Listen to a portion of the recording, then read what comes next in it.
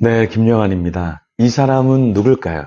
아주 잘 알려진 베스트셀러 작가인데요. 한번 맞춰 보십시오. 이 사람은 도박 중독자였습니다. 늘 도박하느라 돈이 궁해서 사실 원고 제안을 받고 돈을 벌기 위해서 책을 썼습니다. 그리고 인세를 받으면 늘 도박장으로 달려갔습니다. 누굴까요? 이 저자는요, 도박장에서 룰렛으로 모든 돈을 잃기도 했는데요. 그런 삶 가운데 쓴 책이 무엇이냐면 죄와 벌이었습니다. 도스토옙스키, 너무나 잘 알려진 저자죠. 전당포에 맡길 수 있는 모든 것을 다 맡겼고요. 그 돈으로 도박을 했습니다. 죄와 벌, 그 주인공, 그 주인공이 전당포 주인 자매를 살해하는 이야기, 이런 이야기는 사실 도박 중독자로 산 자신의 공고한 삶과 정황 속에서 비스바단에서 썼던 내용입니다. 톨스토이는 전쟁과 평화 1부, 2부 이렇게 러시아 통보 신문에 게재를 하면서 작가로 유명해졌는데요. 도스토옙스키는 죄와 벌을 1호로, 2호로, 4호로 등에 연재하면서 알려지게 된 인물이었죠. 그런데 이 도스토옙스키와 톨스토이는 동시대의 베스트셀러 작가였지만 그 삶과 저술의 방향성은 굉장히 많이 달랐죠. 그러니까 톨스토이는 조금 더 어떤 문해가 이런 느낌이 든다면 도스토옙스키는 도박을 위해서 어쩔 수 없이 돈을 벌기 위해서 글을 썼던 사람이었죠. 오늘 본문의 에서와 야곱은 쌍둥이였는데요. 동시대를 살았는데 이 에서와 야곱도 너무나 달랐죠. 그 내용을 같이 한번 살펴보겠습니다. 먼저 27장 39절에서 46절을 살펴볼 텐데요. 우선 39절에서 41절 내용 같이 읽어보겠습니다. 그 아버지 이삭이 그에게 대답하여 이르되 내 주소는 땅의 기름짐에서 멀고 내리는 하늘 이슬에서 멀 것이며 너는 칼을 믿고 생활하겠고 내 아우를 섬길 것이며 내가 매임을 벗을 때에는 그 멍에를 내 목에서 떨쳐버리리라 하였더라. 그의 아버지가 야곱에게 축복한 그 축복으로 말미암아 에서가 야곱을 미워하여 심중에 이르기를 아버지를 곡할 때가 가까웠은즉 내가 내 아우 야곱을 죽이리라 하였더니. 오늘 본문에 보면 아버지 이삭은 에서에게 어떻게 대답했죠? 에서의 주소는 땅의 기름짐에서 멀고 내리는 하늘 이슬에서 멀다, 이렇게 39절에 이야기했습니다. 에서는 칼을 믿고 생활한다, 이렇게 이야기했고요. 아우 야곱은 섬기게 될 것이다. 아우 야곱을 섬기게 될 것이다, 이렇게 이야기했습니다. 그러니까 야곱의 삶과 이제 에서의 삶이 극명하게 달라진다 라는 것을 이야기했던 것이죠. 에서는 아까 이야기했던 도스토옙스키와 비슷한 삶, 거친 삶, 그런 삶을 살게 되었죠. 실제로 에서가 야곱으로 받을 축복권이 없자 이제 어떻게 반응했죠? 41절에 보니까 에서가 야곱을 미워하기 시작했죠. 심중에 이르기를 아버지를 곡할 때가 가까웠으니까 이제 아우 야곱을 죽여야 되겠다, 이런 생각까지 했습니다. 우리 형제들이 아버지, 어머니가 살아있을 때는 그나마 친하게 지내고 아버지, 어머니 그늘에서 이렇게 만나죠. 근데 아버지, 어머니가 돌아가시면 어떻게 될까요? 조금씩 모여야 되는 횟수가 줄고 모여야 되는 이유가 점점 없어지게 되죠.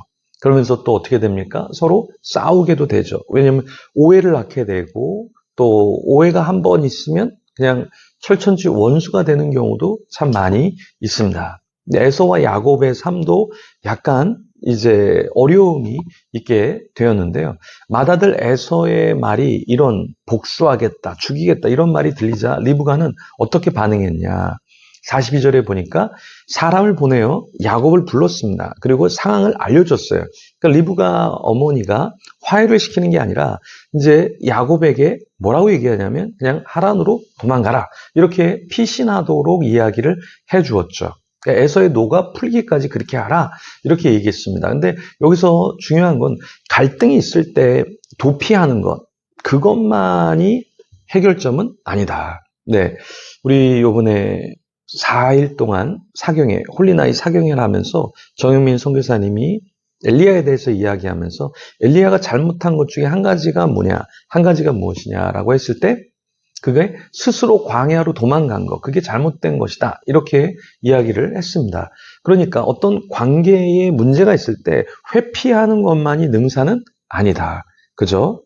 그냥 모른 척, 없었던 척, 그냥 물러놓는다고 해서 그게 해결되는 것은 아니죠. 에서와 야곱이 갈등이 있을 때 그 리브가는 그걸 그냥 도망가. 넌 도망가고 나중에 풀리면 그냥 돌아와서 없었던 것처럼 살아. 이거는 좋은 해결책이 아니다. 일단은 두 명을 불러다 놓고 에서, 야곱, 너네 서로 뭘 잘못했니? 왜 그러니? 하고 좀 혼도 내고, 네, 서로 한번 얘기해봐. 뭐 서로 치고받고 싸우던 간에 좀 풀 수 있는 뭔가 계기를 만들어 줬어야 되는데 리브가는 피신해 있어라. 그러면서 몰래 그 아들을 불러다가 이제 도망을 시키게 되는 것이죠. 자, 46절에 보면 이삭이 이제 야곱을 라반에게 보냅니다. 왜 이삭이 야곱을 라반에 보냈을까요? 리브가가 이삭에게 말했던 거죠. 내가 햇사람의 딸들로 말미암아 내 삶이 싫어졌거늘. 이 말은 무엇이냐면 46절의 이 내용은 실제로 에서가 아내를 취했는데 햇사람, 그러니까 이방 여인들을 취했죠. 그러면서 어떻게 됐습니까? 네, 뭔가 하나님을 섬기는 것과 삶에 있어서 마땅치 않는 그런 부분이 있었던 거죠. 근데 그 부분을 조금 더 리브가 확대 해석합니다. 그러면서 어떻게 하냐면 햇사람의 딸들로 내가 너무 싫어져서 힘들어서 야곱은 그렇게 하면 안 될 것 같아. 그래서 내가 야곱을 좀 바다나람으로 보내야 될 것 같아. 거기서 아내를 맞이하면 좋을 것 같아. 이렇게 이야기해서 이제 이삭이 보낼 수밖에 없었는데요. 여기서 또 우리가 살펴봐야 될 것은 무엇이냐면 뭔가 문제가 있을 때 그 문제를 확대 해석해서는 안 된다. 분명히 햇사람의 딸들로 괴로움이 있었을 거예요. 그런데 그게 다 모든 문제의 근원인 것처럼 생각해서는 안 된다. 그렇죠? 왜냐하면 햇사람의 딸들이 왔을 때 그 사람들을 신앙적으로 또 인성적으로 잘 교육시키고 함께 했다면 그렇게까지 싫어지고 괴롭진 않았을 거예요. 근데 지금 여기서 리브가는 어떻게 모함 아닌 모함을 하고 있냐면 그 딸들, 햇사람의 딸들로 내가 괴로워. 그러니까 이게 문제야.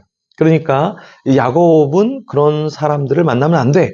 이렇게 하면서 야곱을 이제 바단 아람으로 보내게 되죠.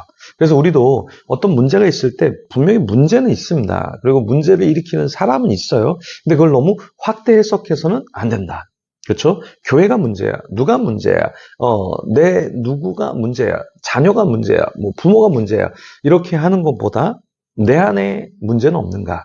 네, 우리 자신을 좀 들여다보고 주님, 저는 문제가 없습니까? 저는 어떤 부분에 죽어져야 합니까? 저는 어떻게 주님이 원하시는 삶을 살아야 됩니까? 이것을 좀 묻고 하나님 앞에 나아가는 저와 여러분이 되기를 소망합니다. 우리 새해 한번 주님 앞에 나아가서 주님, 저는 어떤 부분이 부족합니까? 이것을 묻고 또 풀어야 될 것은 풀고 그런 가운데 주님이 원하시는 삶을 살기를 소망합니다. 그런 자가 되도록 주님이 기뻐하시는 자, 그리고 관계에 있어서 깨진 그런 부분들을 좀 푸는 자로 살 수 있도록 우리 기도하며 주님 앞에 나아가겠습니다.